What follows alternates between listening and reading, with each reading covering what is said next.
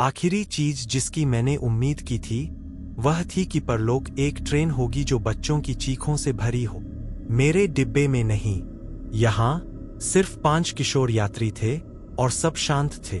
जैसे ही मैंने अपनी आंखें खोलीं, मुझे पता था कि मैं मर चुका हूँ। मेरी गाल ठंडी खिड़की से चिपकी हुई थी और यादें तुरंत लौट आईं। धुंधली दृष्टि, खून से लथपथ उंगलियां और गहरी लाल रंग से सना हुआ काली। मैं मर गया था, अपने आप में सिकुड़ा हुआ, चिपचिपे हाथ अपनी निचली पेट की गहरी चोट पर दबाए हुए। लेकिन मैं सिर्फ मरा नहीं था, मैं मर्डर्ड कैरेज में था। बाहर आकाश कपास की मिठाई जैसा गुलाबी था और उड़ते हुए जेब्रा इंद्रधनुष की धारियां छोड़ रहे थे। कैसिया एलिस्टर, इंटरकॉम पर एक आवाज गूंजी। दरवाजे खुले और एक छोटी लड़की कूदकर बाहर निकली, तुरंत एक चमकीले जेब्रा की ओर दौड़ गई। जैसे जैसे डिब्बे तेजी से खाली होने लगे, मैंने देखा कि बाहर का आकाश धीरे धीरे गहराने लगा।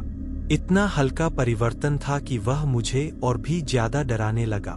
हर घोषणा के साथ मैं खिड़की में अपनी खुद की और ज्यादा पीली होती परछाई देख रहा था। ओह, क्या तुम्हें पता है हम कहाँ जा रहे हैं? मेरे बगल में बैठा लड़का सिर उठाता है और मेरे दिमाग में एक अजीब सी प्रतिक्रिया गूंजती है। मेरे रीढ़ के सहारे डर की लहरें दौड़ जाती है। मैंने उसका चेहरा अपनी यादों में देखा था। उसकी चौड़ी, विनती भरी आंखें। प्लीज, उसके होठ हिले। डोंट। मैंने देखा कि मेरे हाथ बंदूक के बट के चारों ओर लिपटे हुए थे और वह उसकी भौहों के बीच सटी हुई।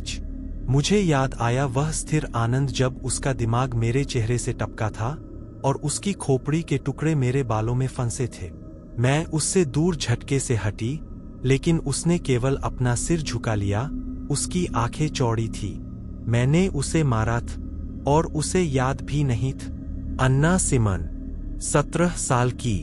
बाहर केवल अंधकार था, न कोई परछाई, न रोशनी, नहीं दरवाजे के बाहर कुछ भी होने का संकेत। मैंने देखा कि जिसे बुलाया गया वह लड़की दरवाजे की ओर चली और सीधे अंधेरे में चली गई। जब ट्रेन आगे बढ़ी तो अंधकार पूरी तरह से बदल गया। कुछ ऐसा बन गया जिसे मैं समझ नहीं पा रही। खिड़की से चेहरा सटाए मैंने प्राइमरी रंगों के उलझे हुए चक्रवात देखे। माया एटवुड, आवाज ने मेरा नाम पुकारा। 19 साल की। मुझे हिलने में डर लग रहा था। अदृश्य हाथ मुझे मेरी सीट से खींच रहे थे, मुझे दरवाजे की ओर घसीटते हुए। नहीं, मैंने चिल्लाया और खुद को वापस फेंकने की कोशिश की। दरवाजे के बाहर कुछ भी नहीं था और फिर भी मैंने देखा एक कंकाल की उंगली धीरे धीरे कांच पर टैप टैप टैप कर रही थी। जैसे ही दरवाजे खुले, मेरा नाम मुझसे छीन लिया गया। मेरी त्वचा हड्डियों से पिघलकर टपकने लगी और मेरा शरीर मरोड़ने और खींचने लगा।